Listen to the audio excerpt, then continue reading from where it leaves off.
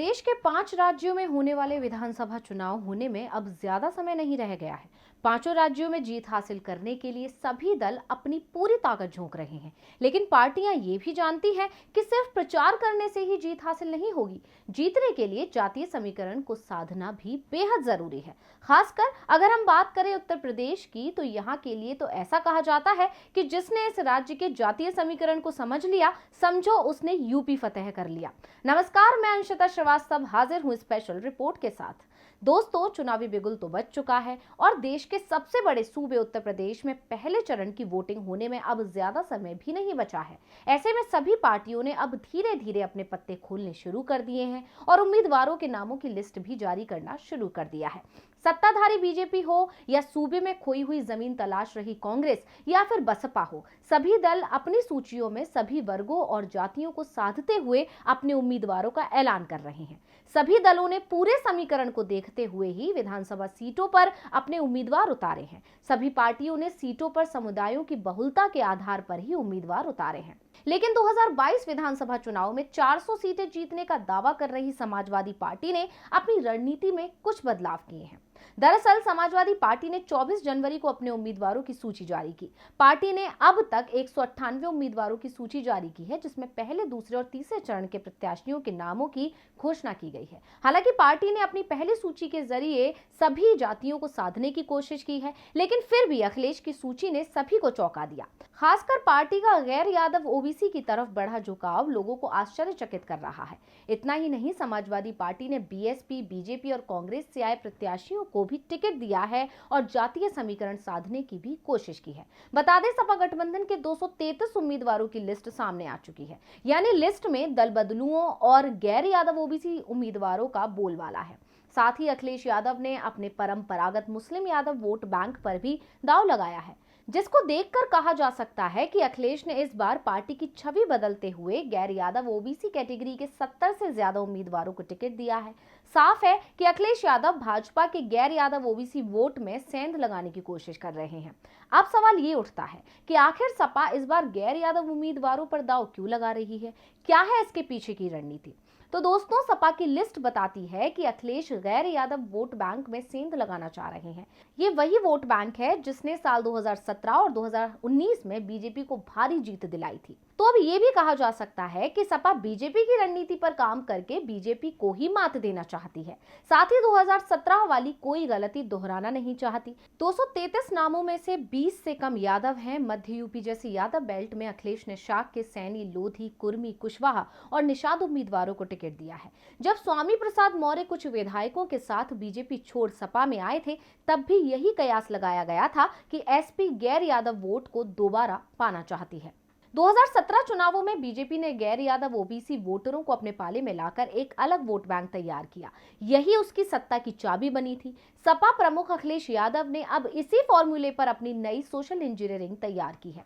परंपरागत तौर पर एमवाई फैक्टर से इतर अखिलेश ने गैर यादव ओबीसी उम्मीदवारों को बड़ी संख्या में टिकट देकर अपने ओबीसी वोट बैंक का दायरा और बड़ा करने की कोशिश की है। इसके अलावा यूपी विधानसभा चुनावों की अधिसूचना जारी होने के बाद योगी सरकार में मंत्री और विधायक रहे तमाम नेताओं ने इस्तीफा देकर सपा ज्वाइन की थी। इस्तीफा देने वालों में ज्यादातर गैर यादव ओबीसी थे। यही नहीं, बीते साल लालजी वर्मा और आरएस कुशवाहा बसपा छोड़कर सपा में शामिल हो गए थे। इसके अलावा राम अचल राजभर इस साल की शुरुआत में ही साइकिल पर सवार हुए थे। ये साफ तौर पर इशारा है कि अखिलेश काफी समय से इस फॉर्मूले पर काम कर रहे थे, जिसका असर इस लिस्ट पर साफ देखा जा सकता है।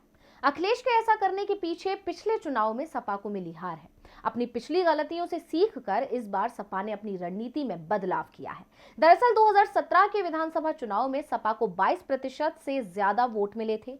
2012 के मुकाबले इसमें 7.50% की कमी आई थी। लेकिन वोट प्रतिशत के इस 1/4 अंतर ने सीटों की संख्या को 3/4 से ज्यादा कम कर दिया था। वजह यह थी कि अखिलेश यादव मुस्लिम के कोर वोट बैंक से आगे बढ़ नहीं पाए थे और भाजपा ने 38% से ज्यादा गैर यादव, पिछड़ा, अति पिछड़ा को जोड़कर सत्ता का अजेय समीकरण खड़ा कर दिया था। इसीलिए 22 की आजमाइश में अखिलेश यादव ने भाजपा की तोड़ के लिए उसके ही फॉर्मूले को अपनी रणनीति में जोड़ लिया है। इसके अलावा इस बार सपा ने जितने भी टिकट अभी तक बांटे हैं उसमें मुलायम के परिवार का कोई सदस्य शामिल नहीं है। शिवपाल यादव का नाम लिस्ट में जरूर है, लेकिन उन्हें सपा कोटे से नहीं बल्कि प्रगतिशील समाजवादी पार्टी के कोटे से टिकट दिया गया है। पहले की तरह सार्वजनिक सभाओं या प्रेस कॉन्फ्रेंस में भी अखिलेश के साथ उनका कोई चाचा या भाई भतीजा नजर नहीं आता। उन्होंने परिवारवाद के आरोपों से पीछा छुड़ाने की पहल भी की है। हालांकि सपा की लिस्ट में 31 मुसलमानों को भी टिकट दिया गया है, लेकिन खास बात यह देखी गई है कि इस लिस्ट में कई मुस्लिम बहुल सीटों पर भी गैर मुस्लिमों पर ही दाव लगाया गया है। सपा ने उन सीटों पर भी मुस्लिम प्रत्याशी नहीं उतारा है जहां मुसलमानों की आबादी सबसे ज्यादा है। मुजफ्फरनगर, बुलंदशहर, गाजियाबाद, बदायूं, पीलीभीत और आगरा जैसे मुस्लिम बहुल जिले में अखिलेश यादव ने एक भी मुस्लिम प्रत्याशी नहीं दिए हैं। मीरापुर, आगरा दक्षिण, बुलंदशहर, सिकंदराबाद, चरथावल, बढ़ापुर, बिजनौर, लोनी, पीलीभीत में मुसलमान काफी हैं, लेकिन टिकट गैर यादव ओबीसी को मिला है। मीरापुर वो सीट है जहां पिछली बार सपा प्रत्याशी महज 193 वोट से हार गए थे। इस बार मीरापुर से सपा ने गैर मुस्लिम को टिकट दे दिया है। उत्तर प्रदेश में होने वाले चुनाव से पहले समाजवादी पार्टी के अध्यक्ष अखिलेश यादव ने 72 सदस्यीय प्रदेश कार्यकारिणी का ऐलान किया। पहली बार एसपी ने गैर यादवों को तवज्जो देते हुए कार्यकारिणी में जगह दी है। असल में चुनाव से पहले समाजवादी पार्टी ने प्रदेश कमेटी में गैर यादवों को जगह देकर साफ कर दिया है कि वह चुनाव में सभी वर्गों को साधने की रणनीति से मैदान में उतरेगी। पार्टी ने अब अपने परंपरागत जातिगत समीकरण के बजाय गैर यादव पिछड़ी जातियों को महत्व देना शुरू कर दिया है। हालांकि अभी तक एसपी में यादव और मुस्लिमों को तवज्जो दी जाती थी। नई बैठक में सपा अध्यक्ष अखिलेश यादव ने अति पिछड़ी जातियों को काफी महत्व दी है। 40% से ज्यादा प्रतिनिधित्व इन जातियों का है, जबकि संतुलन साधने के लिए ब्राह्मण समाज के 10 नेताओं को समिति में रखा गया है। इसी तरह कार्यकारिणी में यादव समुदाय से केवल 7 को जगह मिली है, वहीं 11 सदस्य मुस्लिम समाज से बनाए गए हैं, जबकि एक सिख और एक भूमिहार को भी जगह मिली है। इसके अलावा निषाद कश्यप समुदाय के 8 पदाधिकारी हैं, जबकि समिति में केवल 5 महिलाओं को ही सीटें मिल सकी हैं। तो अब बात करें सपा के उम्मीदवारों की, तो सपा की लिस्ट में 80 से ज्यादा टिकट ओबीसी समाज के उम्मीदवारों को दिए गए हैं। इसमें 20 उम्मीदवार यादव समुदाय से आते हैं, जबकि 60 से ज्यादा उम्मीदवार गैर यादव ओबीसी समाज से आते हैं। सूची से साफ है कि समाजवादी पार्टी गैर यादव ओबीसी समाज को साधने का प्रयास कर रही है और सपा को भी बखूबी पता है कि अगर बहुमत पाना है तो गैर यादव ओबीसी समाज में अपनी पैठ बनानी पड़ेगी। गैर यादव ओबीसी में उम्मीदवारों में सबसे ज्यादा टिकट कुर्मी समुदाय को दिए गए हैं। निषाद समाज पर भी सपा ने जमकर दांव लगाया है। राजभर वोटों के लिए सपा ने ओपी राजभर की पार्टी सुहेल देव भारतीय समाज पार्टी के साथ गठबंधन किया है। कुल मिलाकर अगर हम देखें तो समाजवादी पार्टी ने कुर्मी, निषाद, राजभर और मौर्य मतदाताओं को अपनी ओर आकर्षित करने का प्रयास किया है। ये सभी जातियां नॉन यादव ओबीसी में आती हैं। कुर्मी, निषाद, राजभर और मौर्य मतदाताओं की संख्या उत्तर प्रदेश में करीब 16 से 17% है। समाजवादी पार्टी के पास पहले से ही यादव समाज के बड़े हिस्से का समर्थन है। आपको बता दें कि प्रदेश में यादव मतदाता करीब 9% है। अगर हम निषाद, कुर्मी, राजभर, मौर्य और यादव समाज के वोट को जोड़ें तो ये करीब 25 से 26% होता है और ये आंकड़ा कुल ओबीसी वोट का करीब 60% से भी ज्यादा है।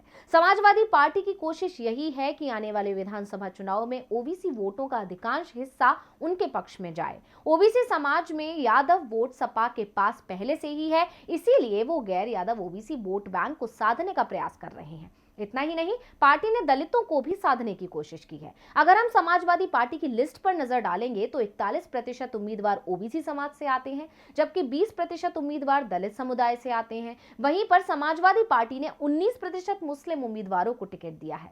समाजवादी पार्टी ने यह संदेश देने की कोशिश की है कि हिस्सेदारी के हिसाब से उन्होंने उम्मीदवारों का ऐलान किया है। अब सपा ने तो बीजेपी को पटखनी देने के लिए चुनावी विसाध बिछा दी है, लेकिन उनका ये फॉर्मूला कितना काम करता है ये तो 10 मार्च को पता चलेगा। लेकिन सपा की नई रणनीति ने बीजेपी के लिए सत्ता का रास्ता कठिन जरूर कर दिया है। तो आज की स्पेशल रिपोर्ट में बस इतना ही। फिर हाजिर होंगे एक और स्पेशल रिपोर्ट के साथ। तब तक के लिए मुझे दीजिए इजाजत। देखते रहिए डीवी लाइव। नमस्कार।